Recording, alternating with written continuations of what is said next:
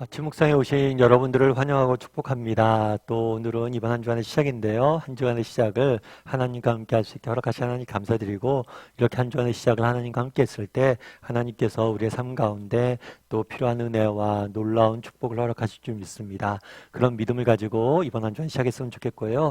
오늘은 이삭이 야곱의 축복을 받다라는 제목을 가지고 창세기 27장 1절부터 10절까지 말씀을 좀 살펴봤으면 좋겠습니다. 우리 8절부터 10절까지 말씀 같이 한번 읽어볼까요? 같이 읽도록 하겠습니다. 그런즉 내 아들아 내 말을 따라 내가 내게 명하는 대로 염소떼에 가서 거기서 좋은 염소 새끼 2마리를 내게로 가져오면 내가 그것으로 내 아버지를 위하여 그가 즐기시는 별미를 만들리니 내가 그것을 내 아버지께 가져다 드려서 그가 죽기 전에 내게 축복하기 위하여 잡수시게 하라. 예, 오늘 본문의 배경은 뭐냐면 이삭이 그 아들, 이삭에게는 아들 2명 있었죠. 에서와 야곱이 있었어요. 그런데 이 에서에게 축복하길 원했습니다. 그러자 이 이야기를, 이 사실을 안 그 아내 리브가가 뭘 했냐면 야곱에게 이야기하는 거죠. 야곱에, 내 아들아, 내 아들은 야곱이에요, 야곱. 야곱에게 말합니다. 뭐라고 말하냐면 내 말을 따라 내가 명한 대로 해라.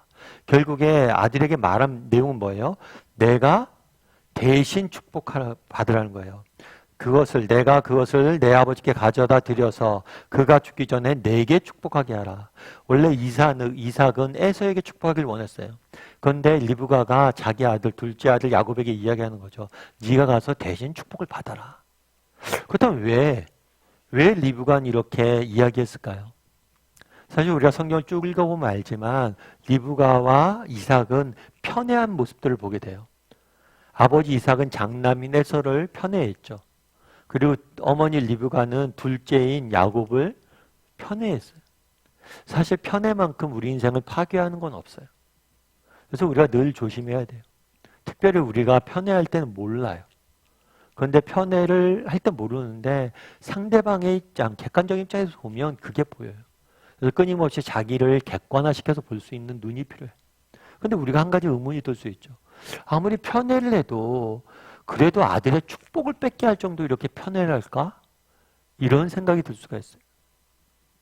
그런데 사실은 이것은 편애 이상의 문제예요. 우리 창세기 26장 34절부터 35절까지 말씀 같이 한번 읽어볼까요? 같이 읽도록 하겠습니다. 에서가 40세에 헷 족속 브에리의 딸 유딧과 헷 족속 엘론의 딸 바스맛을 아내로 맞이하였더니 그들이 이삭과 리브가의 마음에 근심이 되었더라. 성경을 읽을 때 우리는 배경을 좀 주의해서 봐야 돼요. 오늘 창세기 27장에서 이삭이 야곱을 축복을 하는데 그 축복하는 사건 전에 에서의 결혼에 대한 이야기가 나와요. 이 결혼에 대한 이야기가 배경이 된 거죠. 그런데 이 결혼에 대한 이야기에서 뭐라고 이야기합니까? 헷 족속의 여인과 결혼했다는 모습들을 보게 돼요. 특별히 유딕과 바스맛을에게 결혼했다라고 되어 있습니다. 그럼 이 결혼 이야기를 통해서 우리가 알 수 있는 게 무엇일까요? 이 결혼은 문제가 있어요. 어떤 문제가 있을까요? 무엇보다도 이것은 신앙적으로 문제가 있는 거죠. 그러니까 에서는 누구와 결혼을 해요? 가나안 민족과 결혼을 해요. 그런데 사실은 우리가 가나안 민족적인 문제, 그러니까 혈통의 문제만 아니에요. 이방 민족과 결혼했을 뿐만 아니라 이방 민족과 결혼을 했다는 것은 이방 종교를 받아들이고 하나님을 믿는 하나님의 신앙으로부터 멀어져 있다는 것을 보여주는 거예요. 뿐만 아니라 보면 일부 다처제를 하는 거죠. 부인을 2명을 뒀어요. 이거는 성경의 이야기가 아닙니다. 성경은 늘 한 남편과 한 아내를 두라고 이야기를 해요. 어쩌면 이것은 세상의 문화죠. 그래서 이 결혼을 통해서 알 수 있는 건 뭐냐면 에서의 모습이에요. 에서의 어떤 모습이에요? 세상 문화에 푹 빠져있는 모습들을 보게 돼요. 세상 문화에 빠져서 정말 하나님 백성으로 정체성을 잃고 세상 사람들과 똑같이 살고 있는 모습들을 보게 돼요. 그런데 그 다음에 뭐라고 되어 있어요? 이러한 결혼에 대해서 이삭과 리브가의 마음이 뭘 했다고요? 근심했다. 마음에 근심이 있었다라고 이야기합니다. 뿐만 아니에요. 46절 말씀 같이 한번 읽어볼까요? 같이 읽도록 하겠습니다. 리브가가 이삭에게 이르되 내가 햇사람의 딸들로 말미암아 내 삶이 싫어졌거늘 야곱이 만일 이 땅의 딸들 곧 그들과 같은 햇사람의 딸들 중에서 아내를 맞이하면 내 삶이 내게 무슨 재미가 있으리이까. 햇사람의 딸들은 누구예요? 에서의 아내죠. 이 결혼으로 해서 뭐예요? 내 삶이 싫어졌다라고 이야기해요. 뿐만 아니라 내 삶이 이제 무슨 재미가 있겠느냐. 즐거움이 없다는 거예요. 내 삶의 의미를 잃어버렸다는 거예요. 뭐 이렇게 아들의 결혼 문제 이렇게 심각하게 이야기할까라고도 이야기할 수 있겠죠. 그런데 우리가 리브가에 대해서 생각해 볼 필요가 있어요. 리브가는 어땠어요? 원래 이 리브가는 아브라함과 함께 이 땅에 있던 사람이 아니죠. 정말 하란 땅에 저 먼 곳에 살았었던 사람이죠. 그런데 뭐예요? 하나님에 대한 믿음을 가지고 정말 믿음의 사람, 하나님을 믿는 이삭과 결혼하기 위해서 믿음을 가지고 믿음의 결혼을 위해서 그 먼 거리를 모든 걸 버리고 왔어요. 자기는 그 모든 걸 버리고 정말 믿음의 사람과 결혼하고 하나님을 믿기 위해서 왔는데 자기 아들은 뭐라는 거예요? 그런 어머니의 삶과는 정반대의 길을 걷는 거죠. 다르게 얘기하면 에서의 입장에서 뭐란 거예요? 그 어머니가 가졌던 믿음이나 그 어머니가 가졌던 삶이나 그 어머니가 가졌던 그 생각에 대해서 전혀 관심이 없는 거예요. 그러니까 자신의 삶이 얼마나 무의미하게 느껴졌겠어요. 그날의 리브가는 모습들을 보게 됩니다. 물론 리브가가 이렇게 아들에게 야곱에게 대신 축복을 받으라 이렇게 이야기는 잘못된 거예요. 이거에 대해서 우리가 나중에 배울 거예요. 이게 얼마나 큰 잘못이었고 이것 통해서 얼마나 큰 비극을 가져오게 됐는지. 그런데 우리가 리브가가 이렇게 말하게 된 배경 또한 알아야 돼요. 그 배경에는 에서의 결혼이 있어요. 그 배경에는 뭐가 있냐면 에서의 모습이 있었다는 거예요. 에서의 어떤 모습이 있어요? 그 부모의 삶이나 신앙에 대해서는 전혀 관심 갖지 않고 그것들에 대해서 정말 소중히 여기지 않는 모습들을 보게 되는 거죠. 이건 에서의 삶의 일관된 태도였죠. 그가 팥죽 한 그릇에 장자권을 팔았잖아요.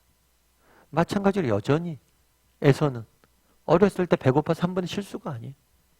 인생의 중요한 결혼의 문제뿐만 아니라 모든 면에서 여전히 동일한 모습들을 가지고 있는 모습을 우리는 보게 되는 거죠. 부모의 신앙이나 부모의 삶에 대해서 관심 없이 살아가는 에서의 모습들을 보게 돼요. 그럼 우리는 어떨까요? 우리에게는 이런 에서와 같은 모습은 없을까요? 정말 우리의 아버지 대신, 우리의 부모 대신 하나님의 마음, 우리를 향하신 하나님의 마음, 우리를 향하신 하나님의 괴, 또 아니면 하나님의 마음에 대해서 정말 무관심하게 살아가고 있는 모습은 우리는 없습니까? 에서의 모습이 우리에겐 없냐는 것. 이걸 우리가 한번 돌아볼 필요가 있겠죠. 예전에 제가 읽은 이야기 중에 하나가 그런 이야기였어요. 어떤 부모가 한 명 있었는데 부모가 자녀들에게 죽기 전에 그런 이야기를 한 거예요. 내가 밭에 보물을 숨겨놨다. 젊었을 때 내가 귀한 보물을 발견했는데 그 보물을 어디다 숨길 데가 없어서 밭에다 숨겨놨다. 그러니까 내가 죽으면 너희 밭에 숨겨져 있는 보물을 찾아서 삼형제가 있었는데 너희 세 형제가 잘 나눠서 가져라. 이렇게 유언을 하고 죽은 거예요. 그러자 이제 자녀들이 그런 거죠. 이제 아버지가 죽었으니까 장례 치른 다음에 이 보물을 찾아야 되잖아요. 그래서 밭을 다 간 거예요. 보물 찾기 위해서. 근데 아무리 밭을 갈아도 보물이 나오지 않는 거예요. 그래서 이상하다 생각한 거죠. 그리고 아버지가 왜 이렇게 우리에게 거짓말을 했을까? 그렇게 생각을 한 거죠. 그런데 나중에 보니까 어떤 일이 있었냐면 그 해, 가을에 되니까 그 밭에 수확량이 엄청났던 거예요. 아버지가 밭에 보물이 감춰져 있었다라고 이야기했던 건 맞는 이야기였어요. 그 보물은 뭐예요? 그건 성실이에요. 아버지가 알려주고 싶었던 그거예요. 너희가 정말 보물을 찾는 심정으로 그 밭을 갈면 이 밭이 너희에게 큰 축복을 줄 거다. 그 부모의 마음을 몰랐던 거죠. 그래서 원망도 했던 거죠. 그래서 나중에 알게 된 거죠. 수학을 한 다음에 부모의 마음에 대해서. 사실 부모는 자녀에게 좋은 것을 주고자 하는 거잖아요. 우리 하나님 대신 아버지 대신 하나님도 마찬가지예요. 정말 우리의 삶에 좋은 것을 주고자 하는 게 부모의 마음이잖아요. 하나님의 마음이. 그런데 때로는 우리가 그 마음을 모르고 헤아리지 못하고 살아가고 있지는 않냐는 거죠. 그래서 이번 한 주간 시작인데요. 우리가 한번 그걸 오늘 한번 묵상해 봤으면 좋겠어요. 나를 향하신 하나님의 마음 뭘까? 나는 얼마나 하나님의 마음을 헤아리는 사람인가? 나를 향하신 하나님의 뜻은 뭘까? 하나님의 바람 뭘까? 하나님의 마음 뭘까? 그걸 한번 생각해보고 이번 한 주간 시작하면 어떨까 싶어요. 우리 가정을 향한 하나님의 마음, 바람, 내 직장에서 내가 하나님 원하시는 것들, 교회에서 이런 것들 하나님, 내 삶을 통해 향한 하나님의 바람은 뭔지 그것들을 한번 묵상해보고 그것들을 한번 추구할 줄 아는 이번 한 주간은 그것들을 알고 그것들을 묵상하고 그것들을 이루어가기 위해서 노력할 줄 아는 한 주간이 되면 어떨까라는 생각이 있습니다. 그래서 그렇게 하루 이번 한 주간 삶을 살아갈 줄 아는 저와 여러분이 되기를 주님의 이름으로 소원합니다.